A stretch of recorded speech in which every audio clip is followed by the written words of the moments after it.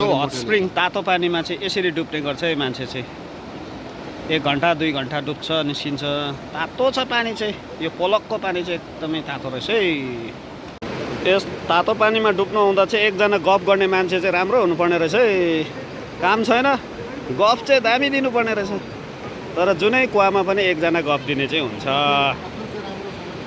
यो हट स्प्रिङको तातो पानी चाहिँ ग्यास्ट्रिकको लागि हिँड्नुपर्ने बाटोहरू चाहिँ यस्तो हुन्छ स्टोर यस्तो छ स्टोरहरू यो भाँडाकुँडा धुने यतापट्टि खोला यस्तो हुन्छ चुलाहरू चाहिँ भित्र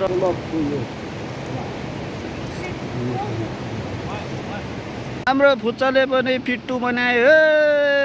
दामी दामी दामी दामी दामी दामी दामी दामी दामी दामी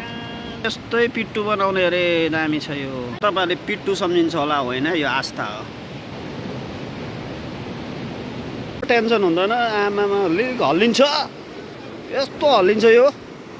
बाँसको ब्याम्बो ब्रिज दामी हल्लिन्छ यो यसमा चाहिँ हिँड्नुको अर्कै मजा छ यसमा चाहिँ यस्तो फिल हुन्छ नि तपाईँको सानो मजा आउँदैन यसमा बिहान है यस्तो छ तातो पानीमा यो तातो पानीको बस्ने घरहरू यतापट्टि उतापट्टि पल्लोपट्टि यस्तो छ पानी हट स्प्रिङदेखि चाहिँ सिधै यहाँ चाहिँ यस्तो पहाड छ नि तपाईँको यी पहाड चुचुरा यसको बिचबाट चाहिँ मान्छेहरू टासिडिङबाट आउँदो रहेछ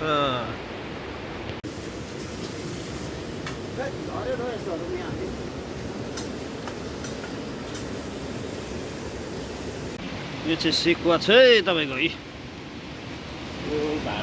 पक्कै यता फेरि हो